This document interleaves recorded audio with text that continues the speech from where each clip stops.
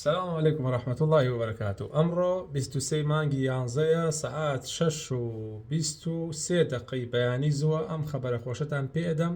خەبەرەکەم پێداون پێشتر بەڵام دڵنیاتانەکەمەوە تاکید یەکەمەوە بەویستی پەروەردگار الله تعالی خودی مەسعود بەرزانی کرد بە وەسیلە بۆ ئازادکردنی مامۆستا سۆرانی تەوحیدی بە بڕیاری مەسعود بەرزانی لەسەر فایلی مامۆستا سۆرانی تەوحیدی نووسراوە کەوا بە هەموو شێوەیەک هەموو هەر دەرەچەیەکی یاسایی ئەبێ بدۆزرێتەوە بۆ ئازادکردنی مامۆستا سۆرانی تەوحیدی. ئەمە تەمان پێشتر نووسراوە و بڕیار دەرکراوە تەواو کۆتایی هاتووە. فایلی زیندانی مامۆستا سۆرانی تەوحیدی کۆتایی هاتووە، فایلی ئازادکردنیشی کۆتایی هاتووە، مەلەف داخراوە، هەموو شتێک تەواو بووە. تەنها چاوەڕێی ئەوەن ئینشاءالله بەم زوانە خودی مامۆستا سۆرانی تەوحیدی لە زیندان بنێرنە ماڵەوە.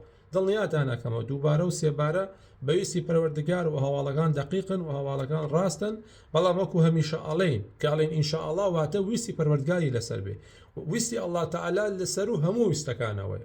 بۆیە سێبارە، چواربارە، پێنجبارە من وەکو چالاکەوانی ئاخی بەرپرسم لە قسەی خۆم بە ئیزنی پەروەردگار بەم زوانە مامۆستا سۆرانی تەوحیدی ئەبینن کە ئازاد دەکرێت. چکە شتەکان کۆتایی هاتووە، دڵنیا بن هیچ شتێکی نەماوە لە زیندان. فایل داخرا، بڕیار دەرچووە، ئەم بڕیارش دەمێکە دەرچووە. تۆمەتەکەی مامۆستا سۆرانی تەوحیدی تۆمەتی تیرۆر بوو، 15 ساڵیان دا بەسەریە، واتە مەلەفەکەیان زۆر قروس کرده بوو. ئەوەنە قروس بوو، زۆر کەس هەوڵیدا بەڵام هیچی پێ نەکرا. بەڵام تر لە کۆتاییە الله تعالی خودی مەسعود بەرزانی کردە هۆکاری ئازادکردنی و تەنها چاوەڕێی ئەوە بکەن کە ئینشاءالله بەم زوانە بێتەوە. و بەجددی من هیچ پەیوەندیەکی تایبەتی یا گشتی هیچ شتێکم نییە لەگەڵ کەسوکاری مامۆستا سۆرانی تەوحیدیە، ئاگاداری ئەوانیم، بەڵکو کۆمەڵە کەسانێکی تر هەن کە لە شوێنی تر زانیاریم پێدەن و ڕێکخراوی شەیەکە دەمێکە بە دوای کەسی مامۆستا سۆرانی تەوحیدیەوەیە بەجددی ئیشی لەسەرەکە و دیارە کەسانێکی تریش هەن کە الله تعالی کردوونی بە هۆکار. ئەوگە گرنگە لێرەدا یعنی تەواو واز لە ئەوە بێنن ئایا مامۆستا سۆرانی تەوحیدی ئازاد دەکرێت. بەڵێ هەموو شتێک داخراوە و بە ئیزنی پەروەردگار ئازاد دەکرێت، یعنی تەواو دڵنیام لە قسەکانم تەبەن بە ئیزنی پەروەردگار. ئەوە ئەو ژێ زۆر گەورەیە، بەویستی پەروەردگار.